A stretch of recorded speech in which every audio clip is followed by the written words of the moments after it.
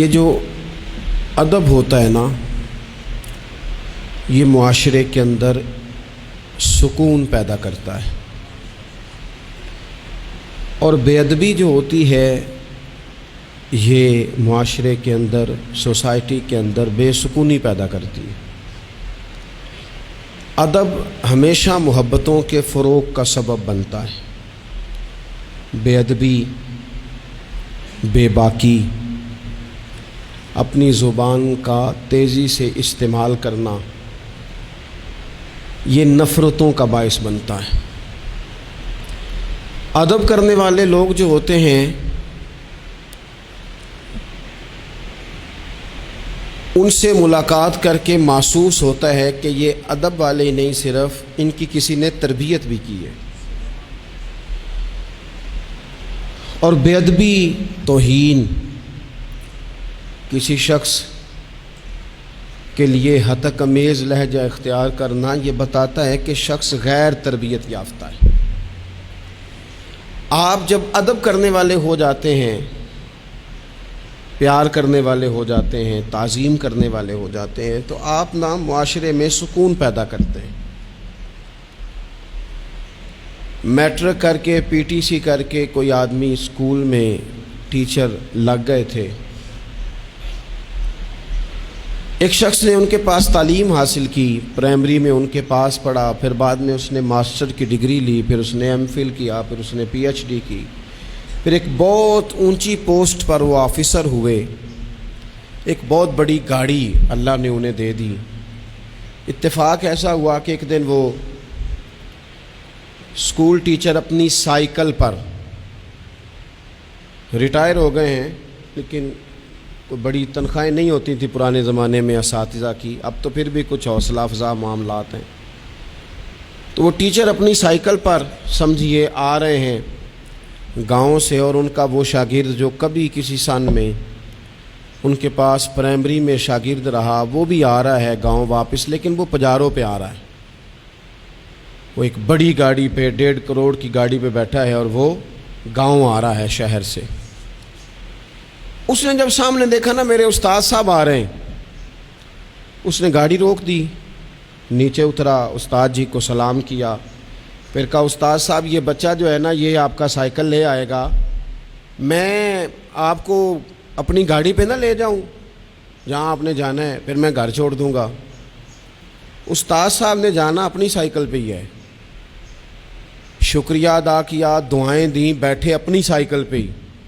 اس نے نہ نذرانہ دیا انہیں، نہ تحفہ دیا ہے، نہ پیسے دیے، نہ ان کی پینشن میں اضافہ کیا ہے، نہ انہیں بڑا گھر لے کے دیا ہے۔ کیا کیا اس نے؟ ادب کیا ہے۔ اس نے اپنے استاد کا احترام کیا ہے، اس نے ان کی تعظیم کی ہے۔ نتیجہ اس کا کیا نکلا کہ استاد صاحب جب دوبارہ اس سائیکل پہ بیٹھتے ہیں نا تو انہیں محسوس ہوتا ہے میرا سائیکل تو پجاروں سے مہنگا ہے، اس لیے کہ پجاروں والے تو اتر اتر کے سائیکل کو سلوٹ کر رہے ہیں، انہیں یہ فیل ہوتا ہے کہ یہ مہنگا ہے۔ جب آپ کسی کو احترام دیتے ہیں، کسی کی قدر کرتے ہیں، کسی کے ساتھ آپ کا رویہ عقیدت والا ہو جاتا ہے، تو اس کا لازمی نتیجہ یہ نکلتا ہے کہ سوسائٹی میں سکون پیدا ہوتا ہے۔ دو قسم کے بچے ہوتے ہیں، ایک بچہ وہ ہوتا ہے جس سے ماں باپ بات نہیں کرتے، کوئی کام نہیں بتاتے، کوئی گفتگو نہیں کرتے، وہ کہتے ہیں اس کو تمیز ہی نہیں ہے بات کرنے کی، پتہ ہی کوئی نہیں کیا کہہ دے گا۔ وہ بیٹا ہے، وہ ہو سکتا ہے اس کی وہ کسی کے سامنے شکایت نہ کرے، لیکن وہ اسے کوئی کام نہیں بتاتے۔ ایک بچہ ایسا ہوتا ہے جس پہ ماں باپ سارا ہی بوجھ رکھ دیتے ہیں، انہیں پتہ ہوتا ہے کہ میں نے جو اس نے کہنا ہے وہ اس نے کر دینا ہے۔ اب وہ بچہ سکون دیتا ہے، ماں باپ اس کی وجہ سے اپنے دل میں راحت محسوس کرتے ہیں۔ ماں باپ بوڑھے تھے، وہ بچہ گھر آ گیا، دو رویے ہیں، آپ کو سمجھانے کے لیے چند مثالیں عرض کر رہا ہوں۔ ماں باپ بوڑھے ہیں، گھر میں غریبی ہے، بچہ ڈیوٹی سے آیا ہے، اب ماں باپ اسے کوئی کام کہنا چاہ رہے تھے، دونوں نے منصوبہ بندی کی ہے اور لفظ جمع کیے ہیں، اپنی سادگی میں کچھ جملے تراشے ہیں۔ بیٹا جب آیا تو بڑے دھیمے لہجے میں کہا پتر ہمیں تیرے وسائل کا بھی پتہ ہے، مسائل کا بھی پتہ ہے، تنخواہ کتنی ہے ہم جانتے ہیں، خرچے کتنے ہم جانتے ہیں، لیکن پتر ہم بھی تیرے علاوہ کس کو کہیں، تیری بہن غریبنی کو 10-20 ہزار کی ضرورت پڑ گئی ہے تو کو مہربانی کر اس کے ساتھ بھی، اور بڑے دبے لفظوں میں، ڈر کے، محتاج جملوں میں۔ بچہ تو ایسے ہوا جیسے پہلے سے ہی تیار بیٹھا تھا، لاوا تھا، پھٹ گیا، کہنے لگا ابا جی آپ ہر وقت مجھے تکلیف ہی دیتے رہتے ہیں، اماں ہر وقت آپ کام بتاتی رہتی ہیں، بہن کو سمجھائیں نا آپ کہ میرے پہلے ہی بڑے مسئلے ہیں، میں کہاں سے اسے پیسے دوں، آپ اسے کہیں۔ ماں باپ بیچارے ساری رات روتے رہتے ہیں، یار یہ اس نے کیا کیا، نہ دیتا چلو وہ ڈب سے جواب دے دیتا۔ ایک رویہ دوسرا ہے، بیٹا گھر آیا ہے، ماں باپ نے بات کی، کہا پتر وہ تیری بہن کو کوئی ضرورت تھی اور ہم تیرے مسائل وسائل دونوں کو جانتے ہیں، دل نہیں کرتا تجھے کہنے کو، لیکن پھر ہم تو اب عمر کے اس حصے میں ہیں کہ مزدوریاں نہیں کر سکتے، تجھے ہی کہنا ہے، تو اگر تو محسوس نہ کرے تو کچھ رقم کی ضرورت تھی۔ تو پتر اٹھ کے قریب بیٹھ گیا ماں باپ کے، اور اس نے ہاتھ پکڑ کے باپ کا چوم کے کہا ابا جی مجھے آپ ڈر ڈر کے کام نہ بتایا کریں، آپ حکم کریں، میری جان بھی حاضر ہے۔ یہ 20,000 کی کیا بات ہوئی، آپ جتنے کہیں گے میں بندوبست کروں گا، اور بہن کو بھی آپ یہ کہیں کہ وہ ڈرا نہ کرے، وہ اس گھر کے حصے دار ہے، یہ اس کا میکا ہے، یہاں تو فخر سے آ سکتی ہے، ناز سے آ سکتی ہے، اسے کو جب آئے گی دروازہ کھلا ملے گا، جب آئے گی بھائی کی شفقت ملے گی۔ بہن نے بھائی پہ ناز نہیں کرنا تو کس پہ کرنا ہے؟ روئیں گے اس کے ماں باپ بھی ساری رات ہی، پر دعائیں دیتے روئیں گے، روئیں گے، ان کا بھی تقیہ بھیگ جائے گا، پر ساتھ وہ یہ کہیں گے یا اللہ اس طرح کی اولاد سب کو عطا کرنا، یا اللہ دیکھنا اس بیٹے کو کبھی تیز ہوا نہ لگے۔ آپ جب بے ادبی کرتے ہیں تو تکلیف ہوتی ہے، اور جب ادب کرتے ہیں، جب آپ اکرام کرتے ہیں، جب آپ کے لہجے کے اندر خوبصورتی ہوتی ہے۔ میں سیکھنے والا ہر جگہ سے سیکھتا ہے نا، ایک دکاندار سے میں نے ایک بات سیکھی، ایک دن میں ان طالب علموں کو بتا رہا تھا، آپ کو بھی عرض کرتا ہوں۔ دکاندار سے ایک میں نے بات سیکھی، ایک صاحب دکاندار کے پاس آئے تو کوئی چیز مانگی، تو اس صاحب نے وہ چیز دکھائی تو کہنے لگے تسی ردی رکھ دے ہو، جو کچھ بھی رکھ دے ہو، سب تو نکما تواڈے کول ہی ہوندا ہے، ہر شے بری تم سے ہی ملتی ہے۔ اور چہرے کے اثرات بھی اس طرح کے تھے کہ سامنے والا لاڑی پڑے، پر وہ دکاندار ہنس پڑا، اور اس نے ہنس کے بڑے خوبصورت انداز میں کہا پاجی لینا دینا تے مقدراں دا ہے، بولو تے ٹھیک نہ، وہ لینا دینا تے نصیباں دا ہے، بولی تے ٹھیک کرو، تہاڈی بولی نہیں ٹھیک۔ تو وہ شخص نا تھوڑا سا صحیح بولی تو اس نے نہیں کی، لیکن وہ تھوڑا سا نا اس پہ اثر ہوا، اس کے چہرے پہ ایک نہ ماننے والی شرمندگی بھی ہوتی ہے، بندہ شرمندہ ہوتا ہے پر ماننے کو تیار ہے، ایک نہ ماننے والی شرمندگی چہرے پہ آئی۔ تو آپ جب ادب کے دائروں میں رہتے ہیں، جب آپ کا تعین اس طرح کا آپ اپنی زندگی میں طے کرتے ہیں کہ میں نے بے ادب نہیں ہونا، اور سامنے والے کا لہجہ بے ادبی والا ہو بھی تو نہیں ہونا، تو پھر آپ کچھ اور بن جاتے ہیں۔ میرے رسول پاک صلی اللہ علیہ وسلم نے ادب کی تلقین ان لفظوں میں کی کہ اس تلقین میں تاکید بڑی پائی جاتی ہے۔ اللہ کے حبیب نے فرمایا جو چھوٹے پہ شفقت نہ کرے اور بڑے کا اکرام نہ کرے اس کی سزا کیا بیان کی؟ فرمایا من لم یرحم صغیرنا ولم یؤکر کبیرنا، جو رحم نہ کرے ہمارے صغیر پر، اکرام نہ کرے ہمارے کبیر کا، ہمارے بڑے کا، اس کی سزا کیا ہے؟ فرمایا فلیس منا، وہ ہم میں سے ہے ہی نہیں، ہمارے میں سے نہیں ہے وہ۔ اس نے جو ادب کا خاص حسن ہمارے دین نے دیا ہے، جب اس نے فالو ہی نہیں کیا تو پھر وہ ہم میں سے۔ اور ادب سے مراد صرف خوشامد کرنا نہیں ہوتا۔ بعض لوگ سمجھتے ہیں کہ ٹھیک ٹھاک خوشامد کرو تو ادب والے ہیں ہم، اور بعض لوگوں کو خوشامد کا نشہ بھی لگا ہوا ہوتا ہے، تو خوشامد اچھی کریں تو وہ بھی کہتے ہیں بندہ بڑا با ادب ہے۔ میں اکثر کہتا ہوں ہاتھ چومنا بھی ادب نہیں، ادب تو یہ ہے کہ آپ کسی کا جب بھی ذکر کریں خیر کے ساتھ ہی کریں، آپ جب بھی کسی کے بارے میں آپ بات کریں تو آپ کے رویے سے ادب چھلکے، خالی جھک جانا تو یہ تو بھائی مطلب کے لیے بھی بعض اوقات ہو جاتا ہے، اس کی کوئی ضرورت نہیں، کوئی اس کی حاجت نہیں۔ بہت سارے لوگ ایسے ہیں جنہوں نے ہمارے کبھی ہاتھ نہیں چومے، لیکن ہمیں صحیح طرح پتہ ہے کہ جو کہیں وہ مانتے ہیں۔ نیرا ہاتھ کا بوسہ لینا اور نیرا جناب سلوٹ کرنا اور سامنے آنا تو کہنا بلے بلے، اس سے بعضوں کا تکلف پیدا ہوتا ہے، مزاج کے اندر بعضوں کا شدت پیدا ہوتی ہے، اس کی ضرورت نہیں ہوتی۔ ادب ہمیشہ، اور ادب کے بڑے دائرے ہیں۔ اب صحیح بخاری میں حدیث ہے، استادوں کے مقابلے میں مسئلہ نہیں بتانا چاہیے، یہ بھی ادب ہے۔ آتا بھی ہو تو نہیں بتانا، بڑے بیٹھے ہوں تو کسی کو نصیحت نہیں کرنی چاہیے، یہ بھی ادب ہے۔ صوفیاء تو یہاں تک فرماتے ہیں کہ شیخ بیٹھا ہو تو تسبیح نہ چلاؤ، وہ تمہیں نصیحت کر رہا ہے، تم تسبیح چلا رہے ہو، تم اسے بتانا چاہ رہے ہو کہ میں تو نیک آدمی ہوں، تو باتیں کر رہے ہو میں اللہ اللہ کر رہا ہوں۔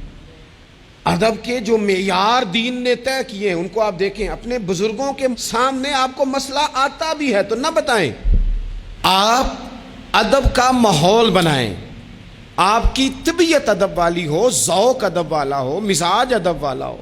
حضرت عبداللہ ابن عمر، یہ صحیح بخاری میں حدیث ہے، حضرت عبداللہ ابن عمر رضی اللہ تعالیٰ عنہ کہتے ہیں میں نبی پاک علیہ السلام کی بارگاہ میں حاضر تھا اور کبار صحابہ بیٹھے ہوئے تھے، بڑے بڑے جید لوگ، کہتے ہیں بڑے بڑے اکابرین صحابہ بیٹھے تھے، تو حضور نے سوال پوچھا۔ نبی پاک علیہ السلام نے فرمایا بتاؤ وہ درخت کون سا ہے جس کی مثال مومن کی طرح ہے، جو پھل زیادہ دیتا ہے، محبت زیادہ کرتا ہے، کون ہے جس کی مثال مومن کی طرح ہے؟ حضرت عبداللہ ابن عمر فرماتے ہیں کہ مجھے پتا تھا کہ کھجور کا درخت ہے، یہ صحیح بخاری ہے۔ او دوستو سننا بھلا میں کیا کہہ رہا ہوں، فرماتے ہیں مجھے پتا تھا کھجور کا درخت ہے، پر چونکہ ابو بکر صدیق بیٹھے تھے، چونکہ عمر فاروق بیٹھے تھے، چونکہ عثمان غنی بیٹھے تھے، چونکہ مولا علی بیٹھے تھے، چونکہ بڑے بڑے اکابرین بیٹھے تھے اور میں تھا بچہ، فرماتے ہیں جواب آتا بھی تھا تو میں نے اس لیے نہیں دیا کہ میرے باپ بیٹھے ہیں، میرے چچا بیٹھے ہیں، ان کے ہوتے ہوئے صلاح دوں، ان کے ہوتے ہوئے میں بات کروں؟ فرماتے میں نے بتایا نہیں، لیکن جب کسی نے نہ بتایا تو حضور نے خود فرمایا وہ کھجور کا درخت ہے، فرماتے ہیں میرے دل میں خیال آ گیا کہ میرے ذہن میں جو جواب تھا بالکل ٹھیک تھا، دیا کیوں نہیں، بتایا کیوں نہیں؟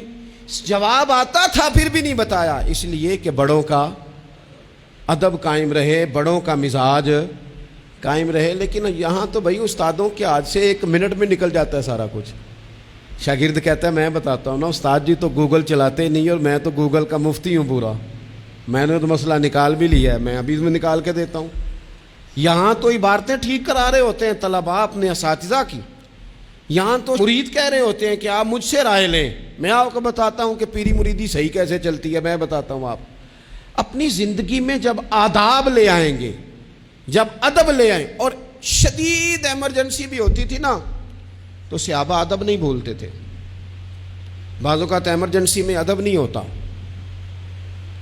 مطلب یہاں خدا نہ خواستہ میرے کپڑوں کو پیچھے آگ لگ جائے تو آپ کیا کہیں گے، پیر طریقت، راہبر شریعت، فلانا صاحب فلانا، جب تک سارے کپڑے جل جائیں۔ اگر ایمرجنسی ہو جائے نا، کپڑوں کو آگ لگ جائے تو کہا جاتا ہے جناب آگ لگ گئی آپ کے کپڑوں کو، ہو سکتا ہے نام لے کے کوئی پکارے، مولانا صاحب وہ دیکھیں آگ ہے، اتنے لمبے لقب نہیں ہوتے۔ لیکن صحابہ ایمرجنسی میں بھی حضور کا ادب کرتے۔ حضرت صدیق اکبر غار ثور میں ہیں، ایڑی پر ڈنگ مار رہا ہے سانپ، اور سانپ کا نام لے لے تو بندہ گھبرا جاتا ہے، لیکن ایڑی پہ ڈنگ مارا جا رہا ہے، جب تک ڈنگ لگ رہا ہے بار بار، اب اس کا اثر تیز ہوا، اس زہر کا اثر جب جسم پہ ہونے لگا تو آنسو آنکھوں سے نکلے، وہ حضور کے چہرہ نور پر آئے تو محبوب نے فرمایا کیا ہوا؟ کہنا چاہیے تھا نا سانپ سانپ سانپ سانپ، پر حضرت صدیق اکبر ادب نہیں بھولے، کہنے لگے فدا کا ابی و امی یا رسول اللہ، حضور میری ماں بھی قربان، حضور میرا باپ بھی قربان، فدا کا روحی و قلبی یا رسول، حضور میرا دل بھی قربان، حضور میری روح بھی قربان، یا رسول اللہ وہ سانپ نے ڈس لیا مجھے۔ ادب نہیں بھولے، وقت بدلنا ہے تو بدل جائے، لیکن آداب کبھی بھی امت کے ہاتھوں سے جانے نہ پائے، آداب کا ہر وقت خیال رکھا جائے، ہر وقت خیال رکھا جائے۔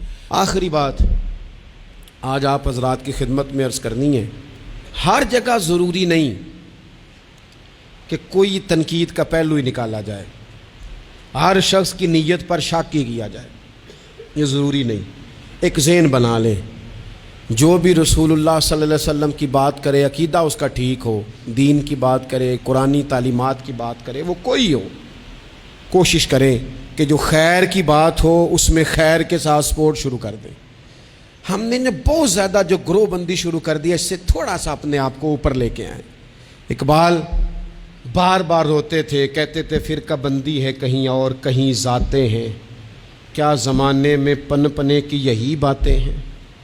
کہتے تھے کیا اس طرح ہم آگے جائیں گے، کبھی برادریوں کے بت اور کبھی جماعتوں کے بت. تھوڑا سا نا اپنے ذہن کو بڑا کریں، اور دین کی بات آپ کو لگے صحیح کہ بندہ کچھ ٹھیک ہے، آپ نے بندے کی سپورٹ کرنی ہے کہ دین کی بات کی سپورٹ کرنی ہے. کوئی بھی کسی بھی رنگ میں جب حضور کا تذکرہ کرے، وہ حضرت ابراہیم علیہ السلام نے سنا تھا کہ وہ کماد کے کھیت سے، گنے کے کھیت سے کوئی اللہ اللہ کر رہا ہے، تو حضرت ابراہیم پہنچ گئے، اور فرشتہ تھا انسانی شکل میں، فرمایا رب کا نام پھر سنا. اس نے کہا میں سارے اونٹ لے لوں گا. فرمایا تو نام لینا تو اونٹ سارے ہی تیرے. پھر تھوڑی دیر کے بعد چپ کر گیا. حضرت مفتی احمد یار خان صاحب رحمۃ اللہ نے اس کو لکھا ہے.